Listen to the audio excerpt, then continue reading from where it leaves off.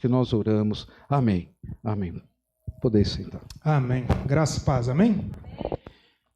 Bênção de Deus.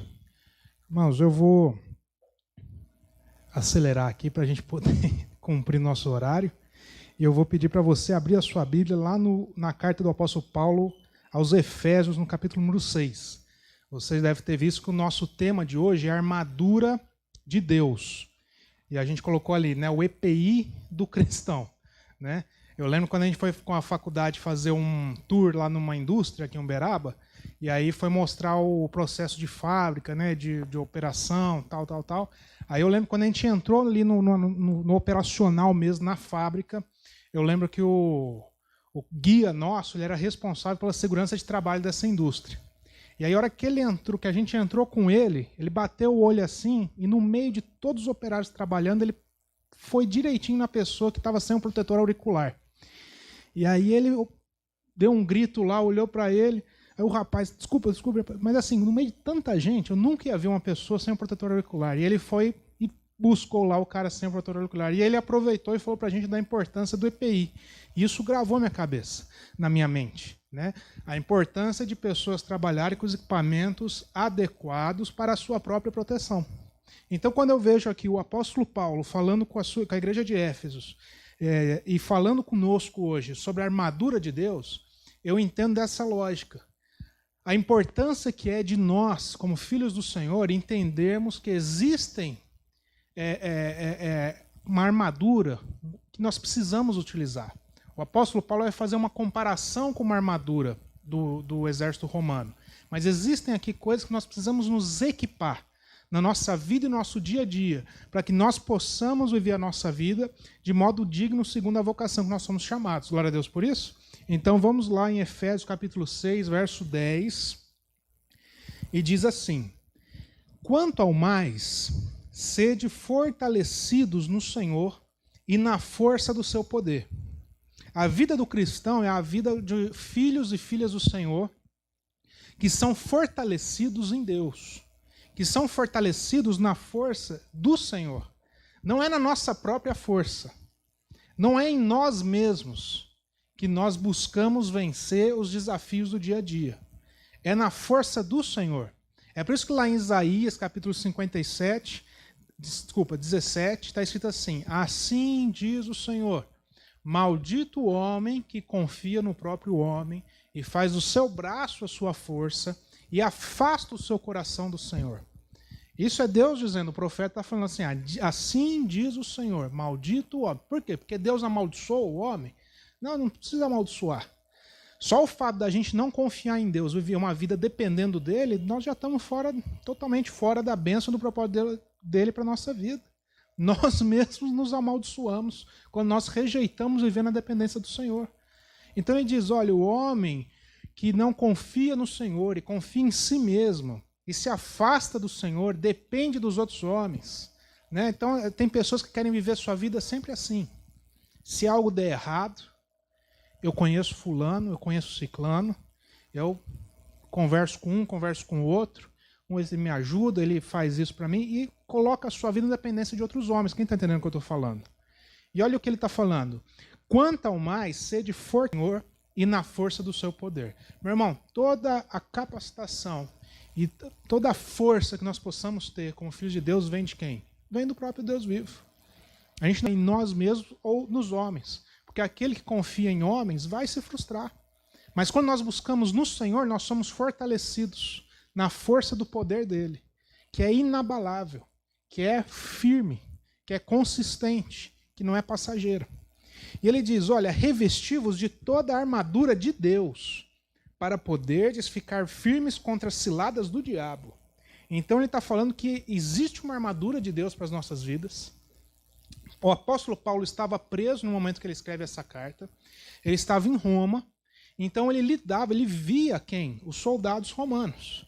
Então agora, ele vendo um soldado romano, ele vai fazer uma comparação, traçar um paralelo com a armadura de Deus. Aquilo que Deus ministrou no coração dele.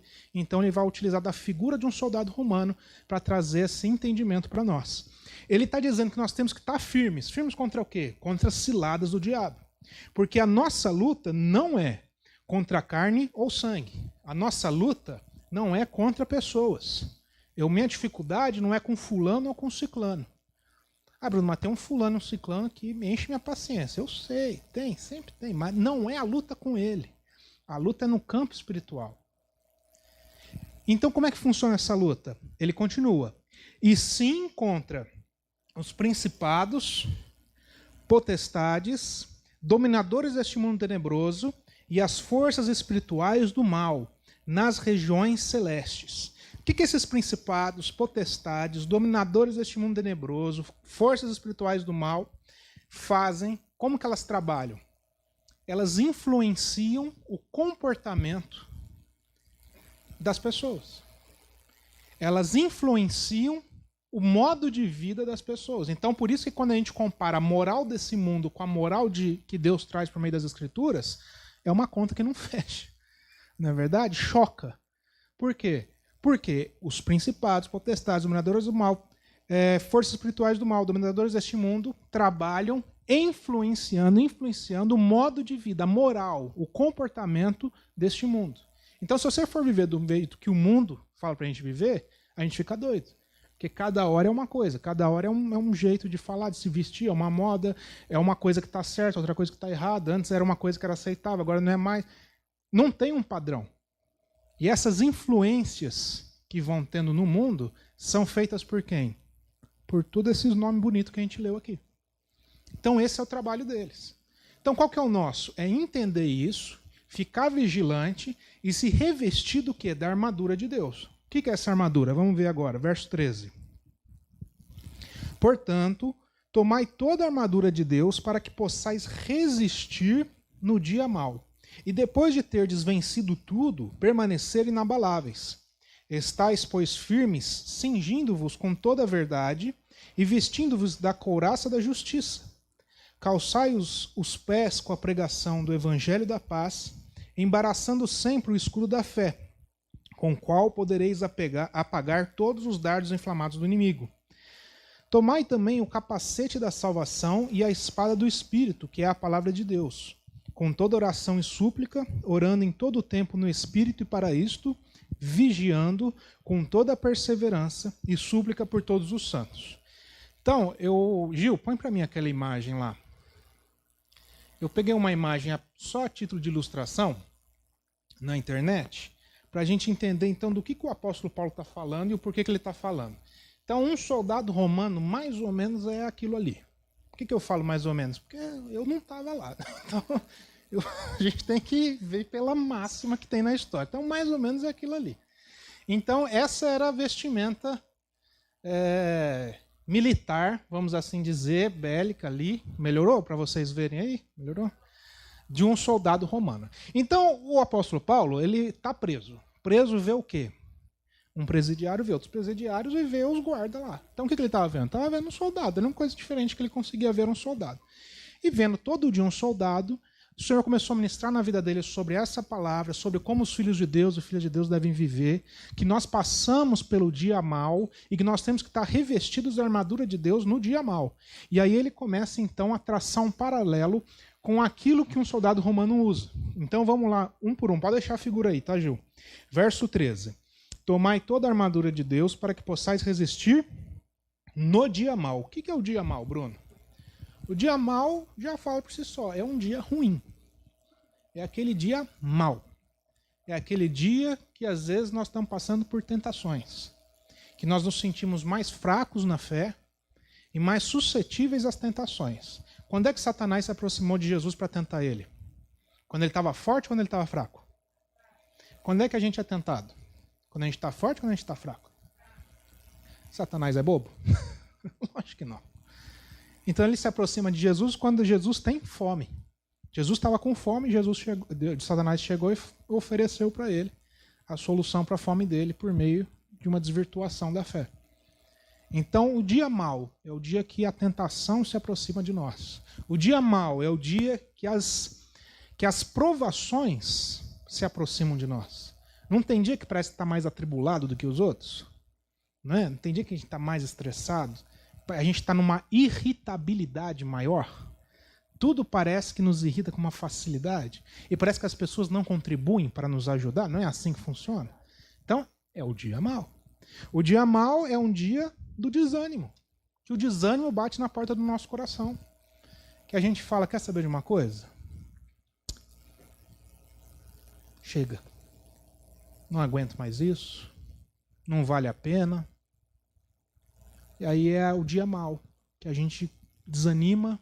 A gente começa a querer desistir das coisas, quer desistir de um relacionamento, quer desistir da família, quer desistir do trabalho, quer desistir da igreja, quer desistir de Deus, quer desistir de todo mundo. Até às vezes até de si mesmo. O que é isso? É o dia mau. O que o apóstolo Paulo fala? Diante do dia mau, é que a gente tem que estar com a armadura de Deus. E aí ele começa a falar sobre essa armadura. Verso 14. Estais, pois, firmes, cingindo-vos com a verdade. Ele fala sobre o cinto ou cinturão da verdade, que ele fica ali debaixo dessa couraça que ele está vestindo. Tem uma flechinha apontando ali, bem no meio dele, vocês estão vendo ali, né? Então aquilo lá é um cinto, é um cinturão, é um verdadeiro cinturão. O que é esse cinto? O cinto que o soldado usava, ele era responsável por segurar as espadas. Então ele tinha ali o suporte, ele que dava o suporte para segurar tanto a espada longa quanto a espada curta, que ele utilizava na batalha do combate corpo a corpo.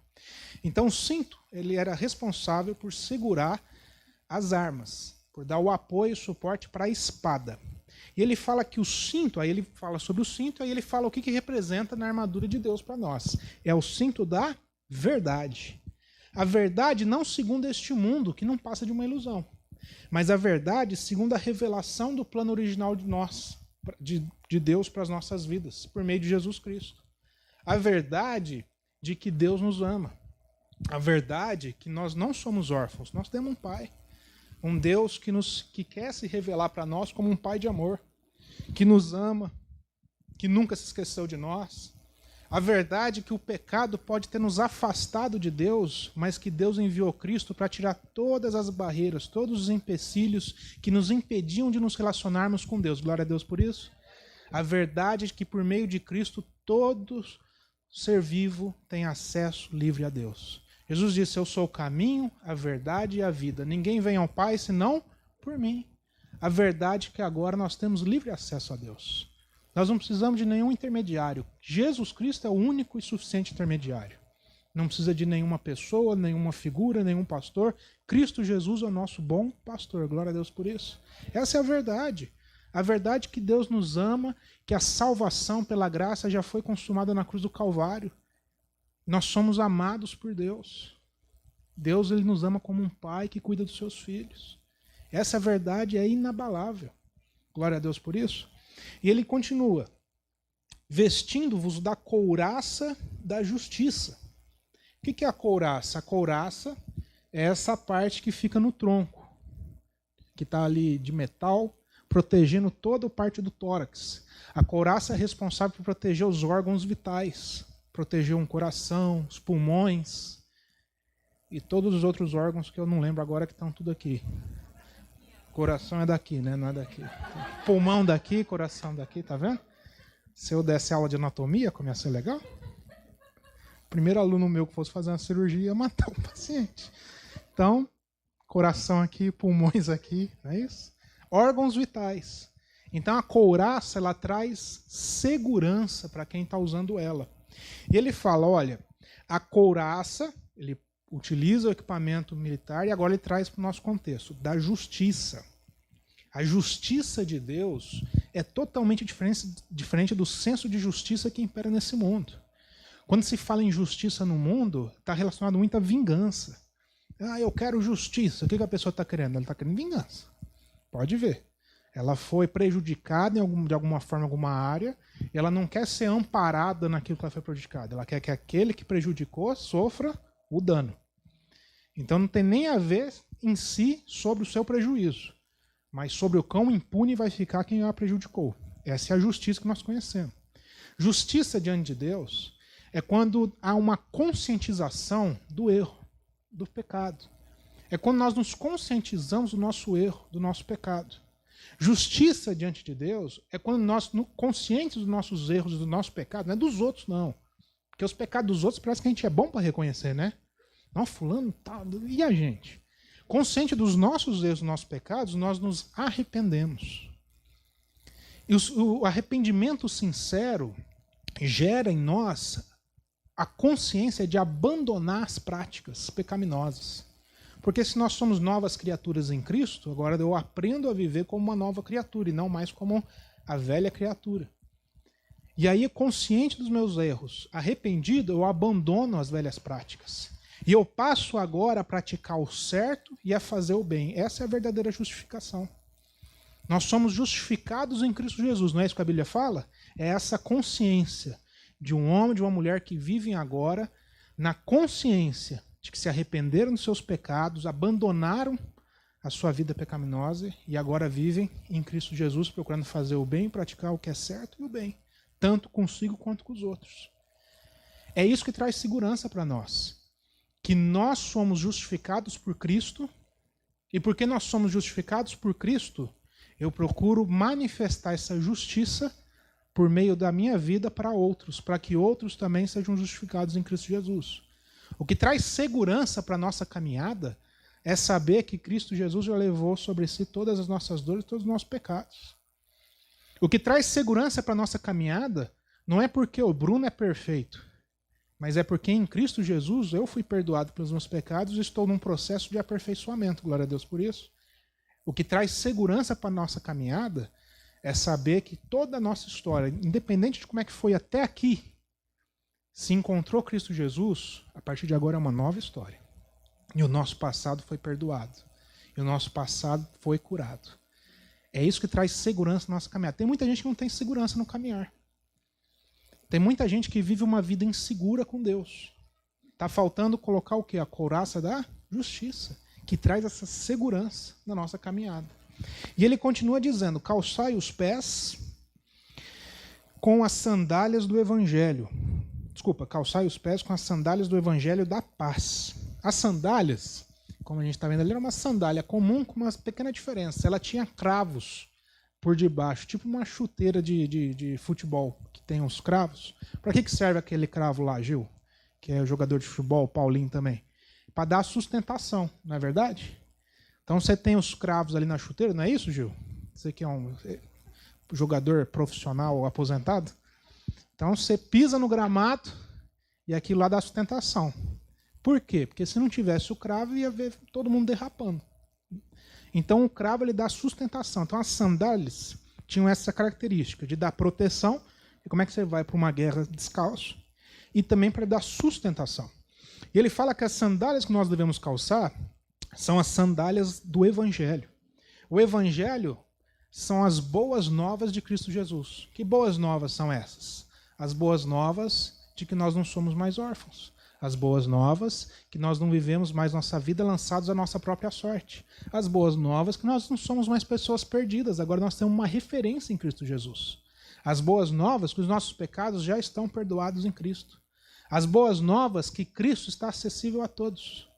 Todo coração que se abre diante do Senhor e chama Ele, o Espírito de Deus está conosco na sua igreja, nas nossas vidas. Glória a Deus por isso. São as boas novas. É isso que traz sustentação para a nossa caminhada. É saber das boas novas de Cristo Jesus. Isso traz ânimo para as nossas pernas, para que a gente possa caminhar protegido e com sustentação. Ele diz, sandálias do Evangelho da paz. Da paz. Ele poderia dizer sandálias do Evangelho, mas ele fez questão de dizer evangelhos da paz. Porque a paz de Cristo, que a Bíblia fala que excede todo entendimento humano, quando ela reina no nosso coração, ela é capaz de sustentar as nossas vidas diante do dia mau. Quando nós temos a paz de Cristo nos nossos corações, a paz de Cristo funciona como esses cravos na sola das sandálias, que vão dar sustentação para que a gente possa caminhar nas nossas vidas até nos terrenos mais difíceis. Até naqueles dias que a gente se sente mais sozinho. Naqueles dias que a gente está mais angustiado.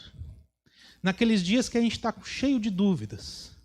Naqueles dias que a gente está naqueles terrenos difíceis. Quem está entendendo o que eu estou falando da nossa vida? A paz de Cristo dá sustentação para a nossa caminhada. Glória a Deus por isso. Ele continua dizendo, verso 16. embaraçando sempre o escudo da fé, com o qual podereis apagar todos os dardos inflamados do inimigo.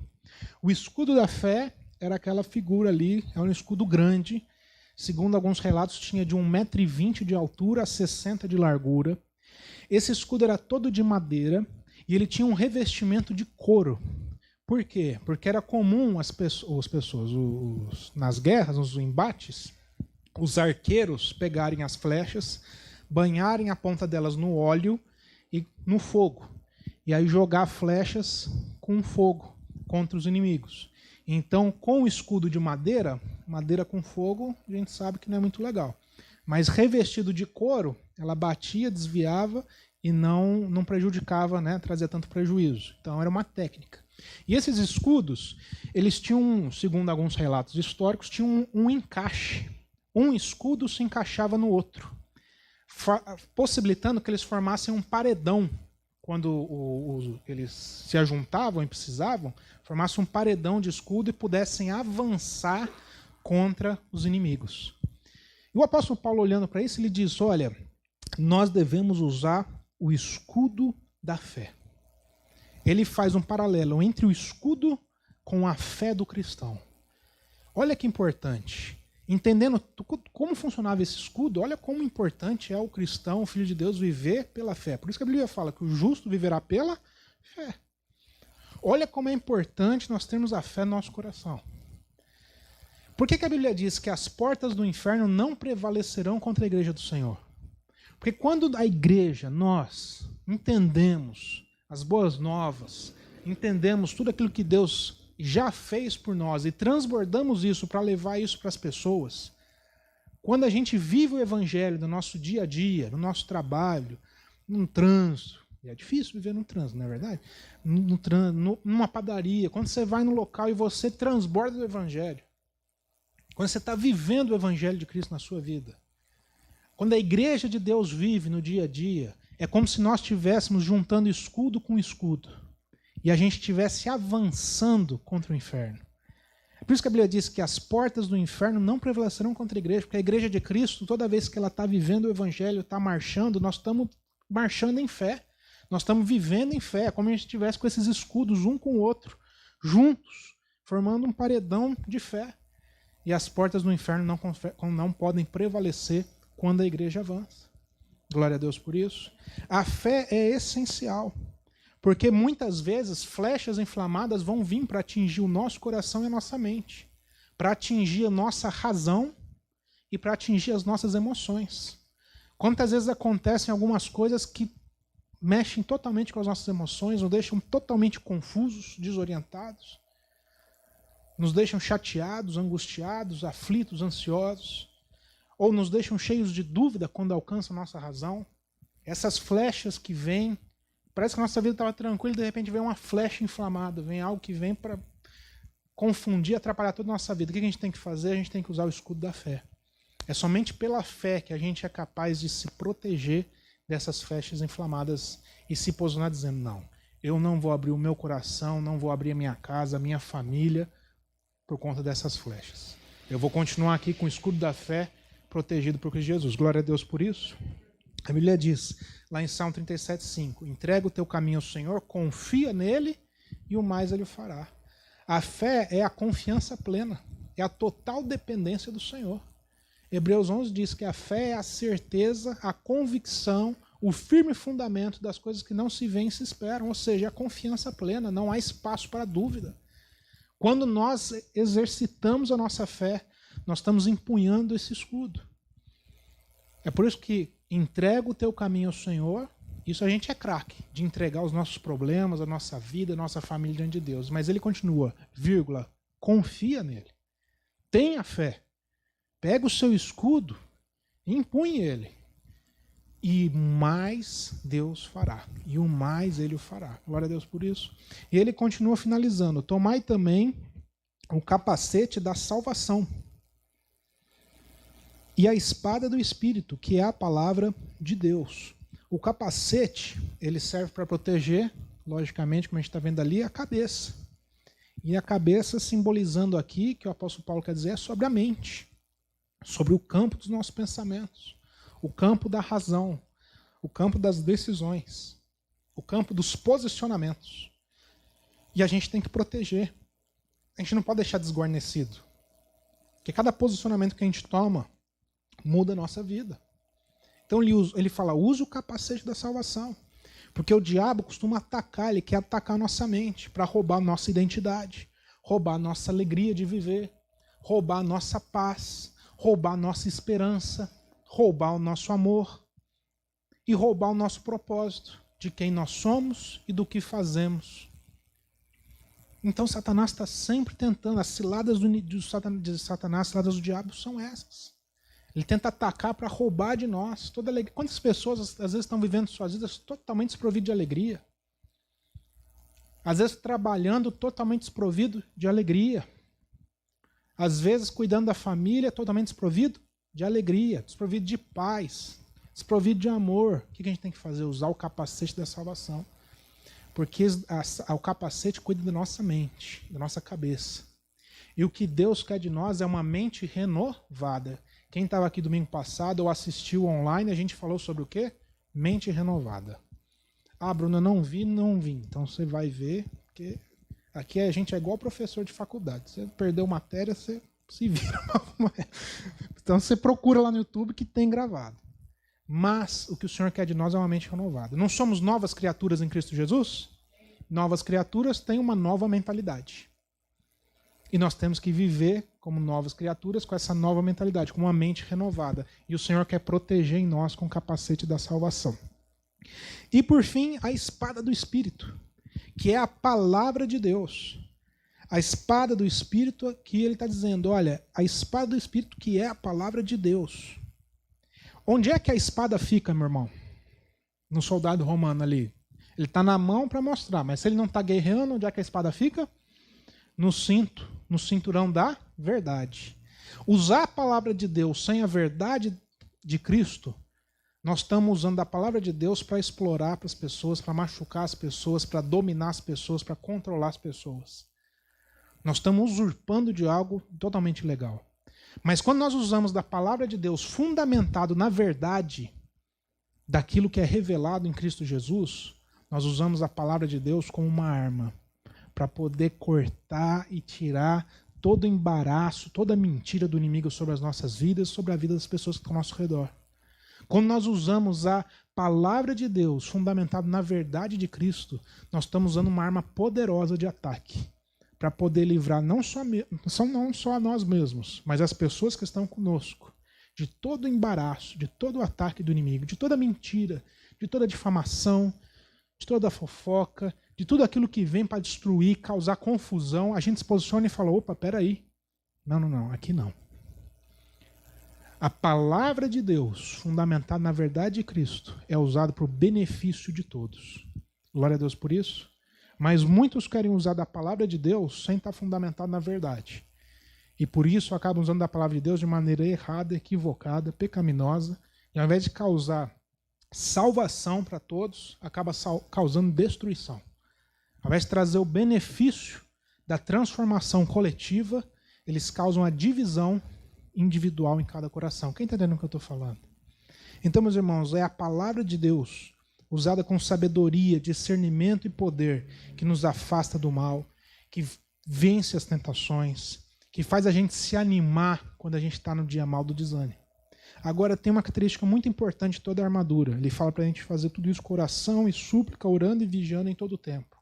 E a característica muito importante sobre a armadura é a de que não adianta usar só uma peça da armadura.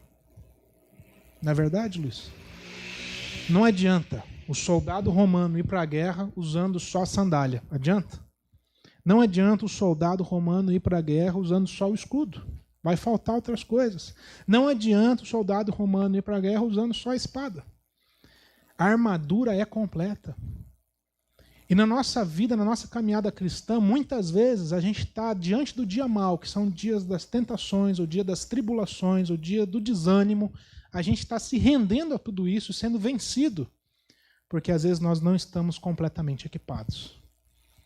Porque muitas vezes ainda falta a gente ter consciência de toda a armadura de Deus e se revestir dela. Glória a Deus por isso, meu irmão. Então, fique de pé, quero ter uma palavra de oração com os irmãos.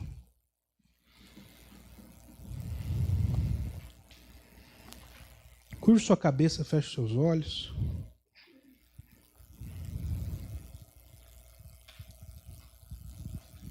Tenha um momento de oração com Deus nesse momento. Apresente sua vida diante dele.